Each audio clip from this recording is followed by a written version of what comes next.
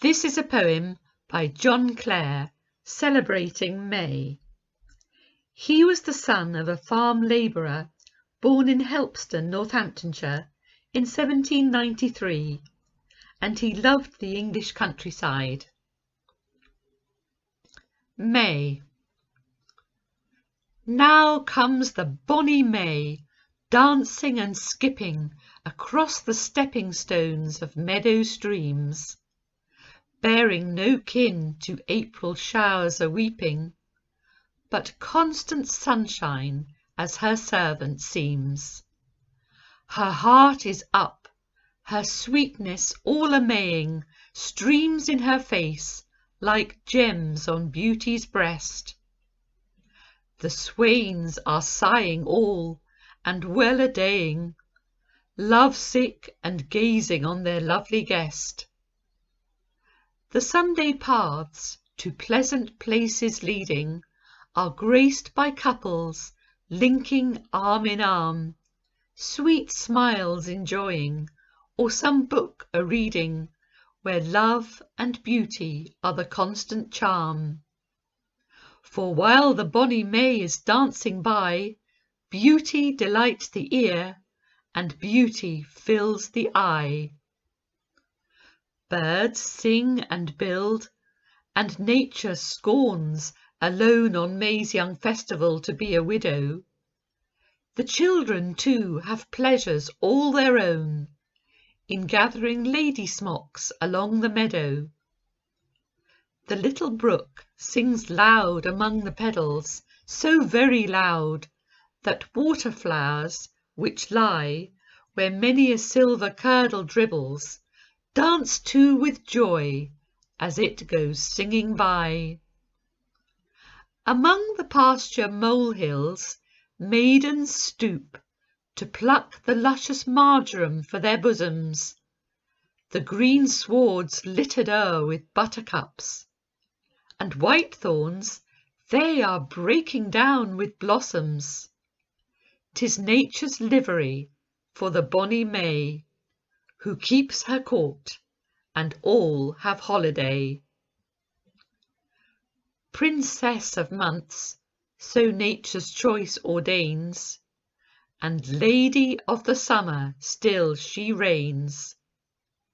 In spite of April's youth, who charms in tears, and rosy June, who wins with blushing face, July, sweet shepherdess, who wreathes the shears of shepherds with her flowers of winning grace, and sun-tanned August with her swarthy charms, the beautiful and rich, and pastoral gay September with her pomp of fields and farms, and wild November's sibylline array.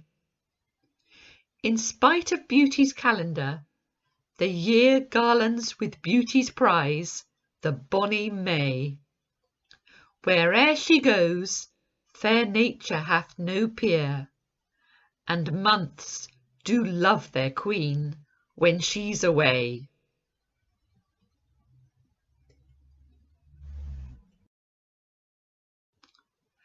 I'm going to read a poem called A Summer Day by Madison Julius Caewin.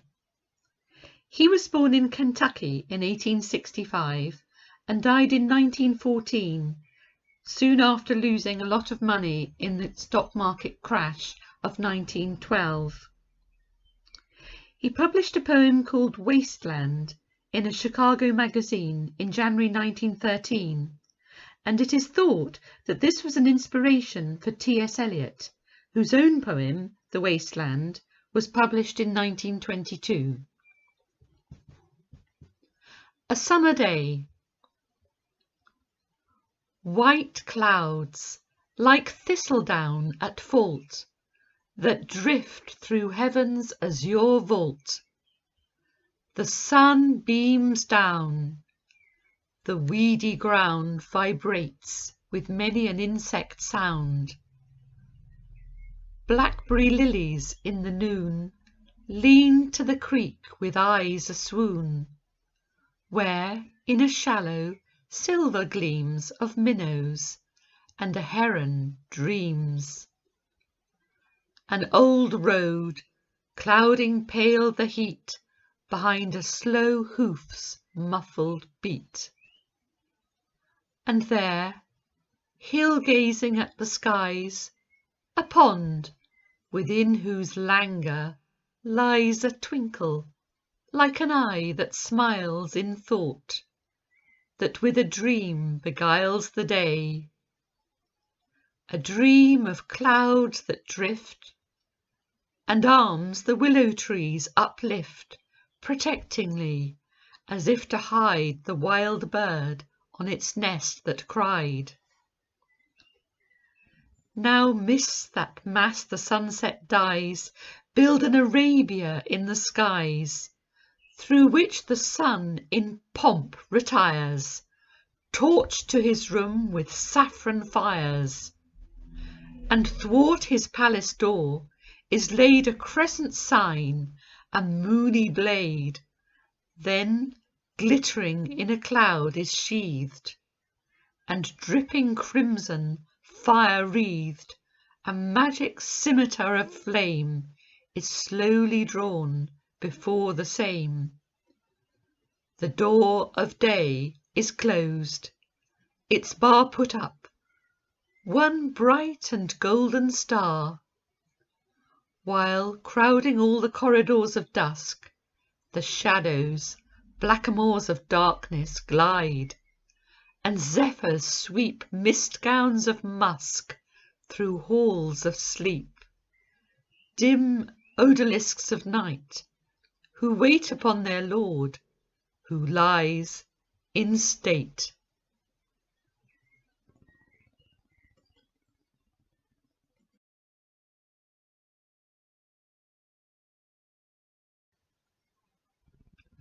Now I'm going to read part of The Old Vicarage, Grantchester, by Rupert Brooke. This was written in 1912, when Rupert Brooke was in Berlin. It was written from the Café des Westens, and Rupert Brooke was feeling homesick for England, and in particular for Grantchester.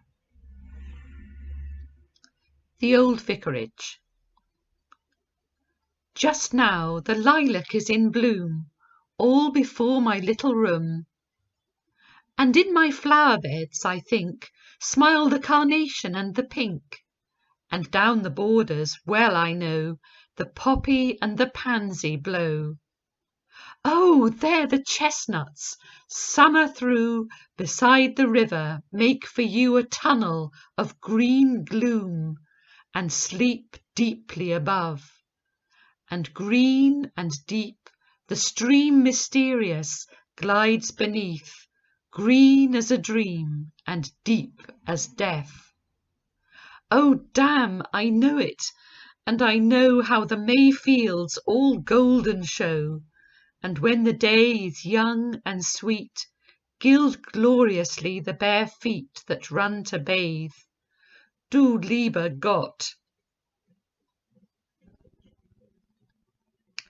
God, I will pack and take a train, and get me to England once again. For England's the one land I know, where men with splendid hearts may go, and Cambridgeshire, of all England, the shire for men who understand. And of that district I prefer the lovely hamlet Grantchester. For Cambridge people rarely smile, being urban, squat, and packed with guile. And Royston men in the far south are black and fierce and strange of mouth. At Over they fling oaths at one, and worse than oaths at Trumpington. And Ditton girls are mean and dirty, and there's none in Harston under 30. And folks in Shelford and those parts have twisted lips and twisted hearts. And Barton men make Cockney rhymes, and Coton's full of nameless crimes, and things are done you'd not believe at Madingley on Christmas Eve. Strong men have run for miles and miles when one from Cherry Hinton smiles. Strong men have blanched and shot their wives, rather than send them to St. Ives. Strong men have cried like babes by dam, to hear what happened at Babraham. But Grantchester, ah, Grantchester, there's peace and holy quiet there.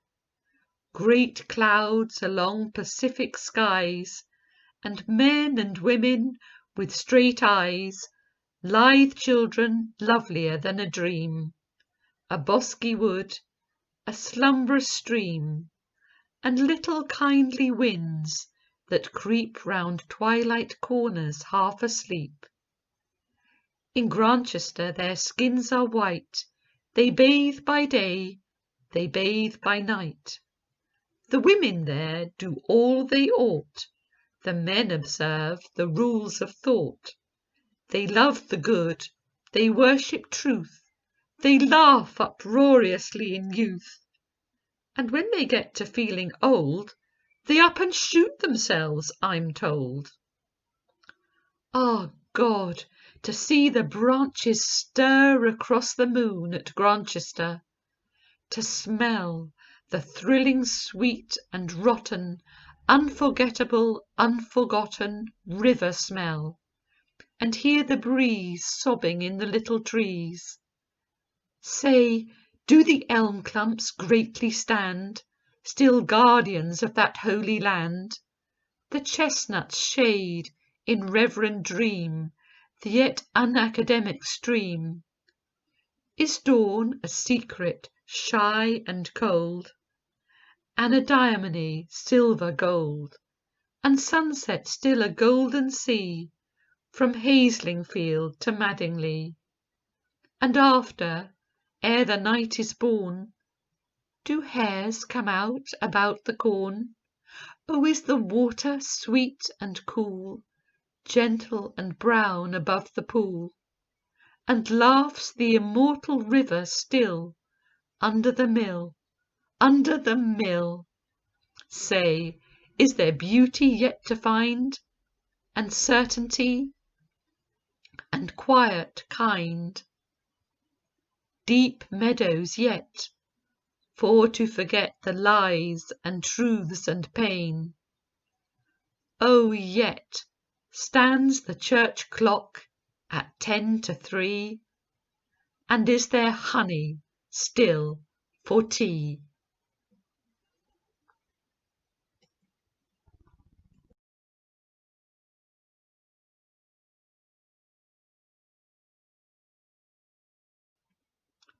The Lobster Quadrille by Lewis Carroll.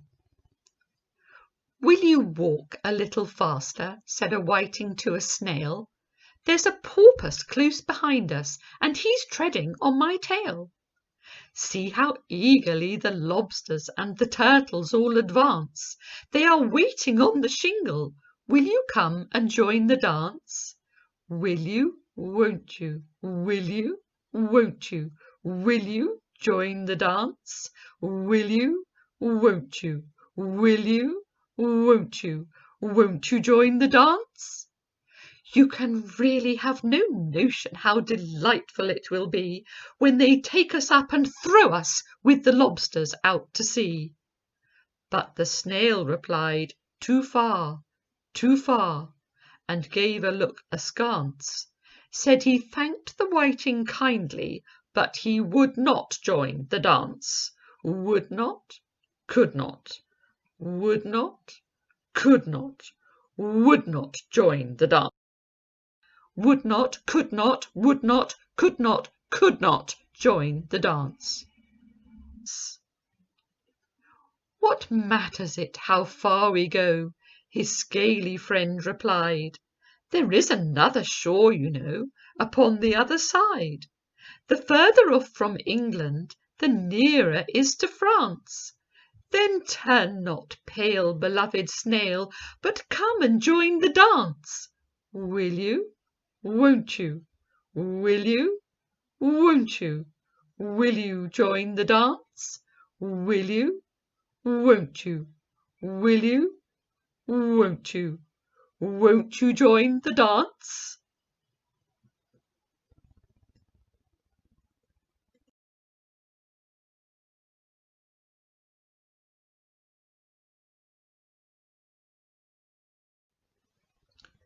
We do hope you enjoyed listening today. Please follow us on Facebook, Twitter and Instagram and share with friends and family. Thank you. Goodbye.